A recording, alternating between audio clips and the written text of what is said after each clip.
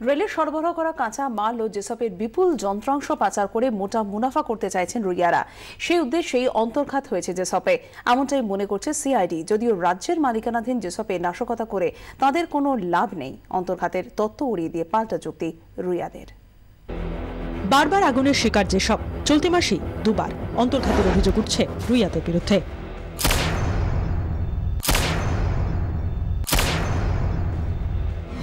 রুইয়াদের পাল্টা যুক্তি, যেসব কারখানা এই মুহূর্তে রাজ্যের সম্পত্তি, তাই অন্তর্ঘাত করে তাদের কানাকড়ি লাভ নেই। কিন্তু রুইয়াদের এই যুক্তি মানতে নারাজ সিআইডি তদন্তকারীরা। তারা মনে করছেন কারখানায় আগুন লাগিয়ে যথেষ্ট লাভবান হতে পারেন রুইয়ারা।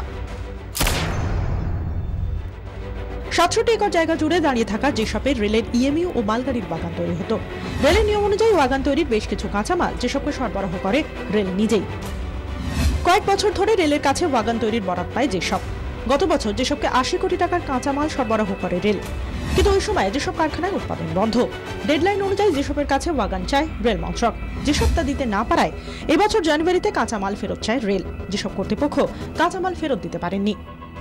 সিআইডি তদন্তকারীদের সন্দেহ, রেল মন্ত্রকের ৮০ কোটি টাকার কাঁচা মাল যেসব কর্তৃপক্ষের মদতে পাচার হয়েছে, আর সম্ভবত তা বিক্রি করা হয়েছে খোলা বাজারে। এখানেই শেষ নয়, কারখানার ভেতরে থাকা বিপুল পরিমাণ যন্ত্রাংশ কোনোভাবে নষ্ট দেখিয়ে খোলা বাজারে বিক্রি করা গেলেও বিপুল লাভ যাবে রুইয়াদেরই ঘরে। রাজ্য অধিগ্রহণ করলেও আইনি জটে যেসব এখনো রুইয়াদেরই মালিকানাধীন। তাই কারখানার ভেতরে যন্ত্রাংশ অন্তর্ঘাত করে নষ্ট দেখিয়ে বের করা হলে তা রুখতে পারে না রাজ্য। অধিগ্রহণ পুরোপুরি না হয় রাজ্যের কাছ থেকে কোনো টাকাও পাননি রুইয়ারা। কারখানার ভেতরে যে বিপুল যন্ত্রাংশ রয়েছে তার দাম আকাশ ছোঁয়া। অন্তর্ঘাত দেখিয়ে কারখানার ভেতরের যন্ত্রাংশ খোলা বাজারে বিক্রি করে বিপুল লাভ পেতে পারেন রুইয়ারা। রুইয়াদের বিরুদ্ধে আরো অভিযোগ, যেসবের ৬৭ একর জমিতে কারখানার বদলে আবাসন করতে চাইছেন তারা। যদিও এই অভিযোগকে বিশেষ আমল দিতে রাজি নন সিআইডি তদন্তকারীরা। ২০০৩-এ বিলগ্নীকরণের আগে যেসবের মালিকানা ছিল রাষ্ট্রায়ত্ত সংস্থা ভারত ভারী উদ্যোগ নিগম লিমিটেডের।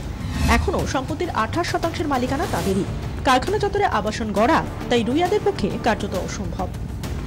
তবুও অন্তর্ঘাতের সম্ভাবনা পুরোপুরি উড়িয়ে দেওয়া যাচ্ছে না, কারণ পিছনের সমীকরণ। যেসবে রুইয়াদের মোট বিনিয়োগ ৮ কোটি টাকার মতো। পরিসংখ্যান বলছে ২০১১-১২তেও কারখানা রীতিমতো মুনাফা করেছে, তারপরেই উৎপাদন বন্ধ। এখনও কারখানা চত্বরে যে পরিমাণ যন্ত্রপাতি রয়েছে বা রেলের যে কাঁচামাল ছিল তা বিক্রি করলে লাভের কড়ি যাবে রুইয়াদেরই ঘরে। আর যেসবে ঠিক সেটাই ঘটছে বলে দাবি সিআইডি তদন্তকারীদের। আর তা রোখাই আপাতত তাদের সামনে সবচেয়ে বড় চ্যালেঞ্জ।